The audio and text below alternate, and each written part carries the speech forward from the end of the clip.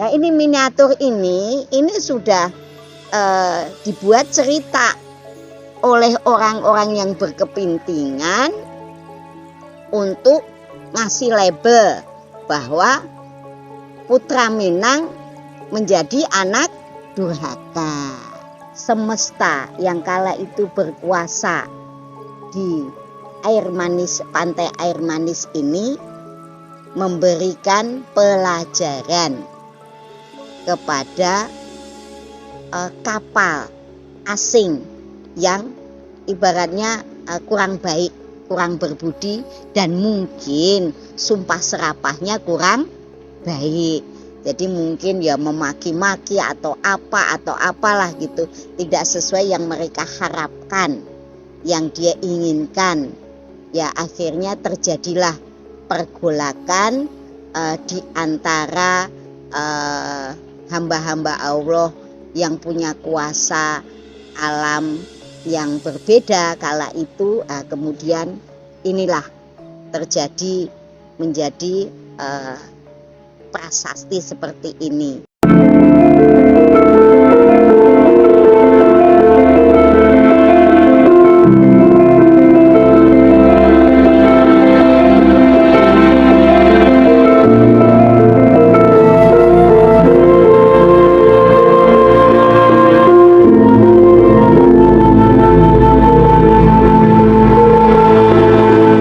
Rahayu sagung dumadi. Assalamualaikum warahmatullahi wabarakatuh. Ini kita di tepi pantai air manis, masih wilayah Padang.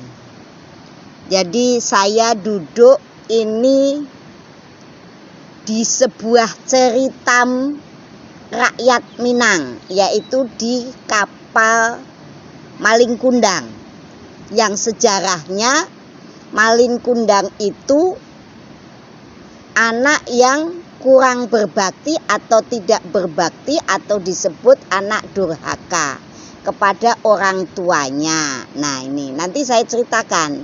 Saya barusan meditasi di sini, komunikasi dengan jiwa yang ada di sini dengan bahasa jiwa. Nah masalah bahasa jiwa nanti dia itu jiwa yang mana, itu tafsir meluas. Silakan untuk mentafsir apa yang saya dialogkan tadi. Jadi kalau menurut sejarah, Malin Kundang itu membawa kapal saudagar yang sangat kaya raya. Tentunya kalau Malin Kundang bawa kapal saudagar yang masa era dahulu, yang memang muat sekian barang, sekian perabotan yang mewah dan luar biasa, nggak mungkin hanya segini, tidak mungkin hanya seluas ini. Tentunya lebih luas lagi, lebih besar lagi, karena armada saudagar dulu itu besar. Ini salah satunya. Ini nggak mungkin hanya cuman seperti segini. Ya ini kan kayak seperti kapal-kapal nelayan yang besar ini Mas, seperti kapal nelayan yang besar, ferry besar lah. Tapi ferry kecil ya. Kalau ini mah ya ini kalau kita ngelihat besarnya berapa hari ini, kayaknya sih ada berapa meter nih, 1, 2, 3, kira-kira 4 meter ya, 4 apa 5 nih ya, kesini lebarnya 7, diameter 7. Mungkin ininya ke sono ada nih 15 meter sampai ujung sana. Ya kurang lebih 7 kali 15-an lah ini. Perkiraan kita nggak ngukur gitu. Kalau kita lihat, nah ya sekitar ya 7-8 meter lebar, panjangnya sekitar 15-an lah itu. Kalau kita, jadi untuk saudagar, kapal saudagar itu kayaknya sih kurang memadai menurut pemikiran saya secara logika. Nah, terus ketika saya bermeditasi ini tadi, barusan kita bermeditasi, kita berdialog kepada sang jiwa, salah satu jiwa. Nah, ini kan saya duduk ini simbolkan malin kundannya ini si malin kundang yang sedang tertelungkup. Nah, tertelungkup. Nah, ini batunya. Batu malin kundang ini yang di depan saya ini. Nah, kita berdialog tadi intinya seperti ini bahwa kenyataannya sebenarnya tidak seperti itu. Rakyat Minang, orang-orang Minang itu kecil menjadi anak durhaka. Anak yang tidak mengakui orang tuanya walaupun itu miskin. Walaupun itu papa. Tidak ada. Jadi ini sudah cerita berbeda oleh hamba-hamba Allah yang memang pengen mitos ini menjadi berkembang bahwa ada anak durhaka di Minang gitu. Nah, jadi yang menjadi batu miniatur kapal ini bukan dari putra daerah Minang, tapi dari luar yang memang songong, yang memang kurang adab, kurang berbudi pekerti, terdamparlah di sini. Setelah terdampar di sini, dengan kehendak Allah menjadilah fosil. Jadi bukan warga Minang, bukan putra Minang gitu. Nah, ini miniatur ini sudah dibuat cerita oleh orang-orang yang berkepentingan untuk ngasih label bahwa putra Minang menjadi anak durhaka. Padahal kalau ini perjalanan saya lintas Sumatera ya, saya bertemu dengan bermacam-macam karakter. Itu mereka luar biasa budi pekertinya. Jadi kalau itu rekayasa nggak mungkin karena ketemu orang baru. Karena dari yang anak-anak sampai orang yang sudah sepuh itu budi pekertinya tinggi. Ketika saya di Padang, itu kan juga Minang juga ya, Padang Pariaman, Padang dan lain-lain, itu sangat berbudi. Bahasanya tutur santun walaupun beda logat ya, logat berbeda. Itu sangat santun. Dan saya sangat luar biasa. Ini kita pulang ya, kita memang saling melengkapi. Saya berbagi menjadi jalan sehat mereka, kita mengadakan pengobatan, kita berbagi logistik, kita berbagi cinta kasih sayang.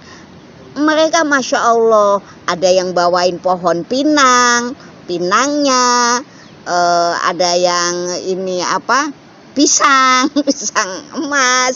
Ya luar biasa lah mereka itu.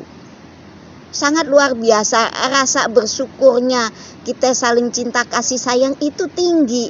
Jadi kemungkinan tidak berbudi pekerti baik itu kecil. Dan menurut pengakuan sang jiwa tadi yang bersemayam di kapal ini, jadi ini bukan perahunya yang disebutkan malin kundang, bukan si malin, tapi pendatang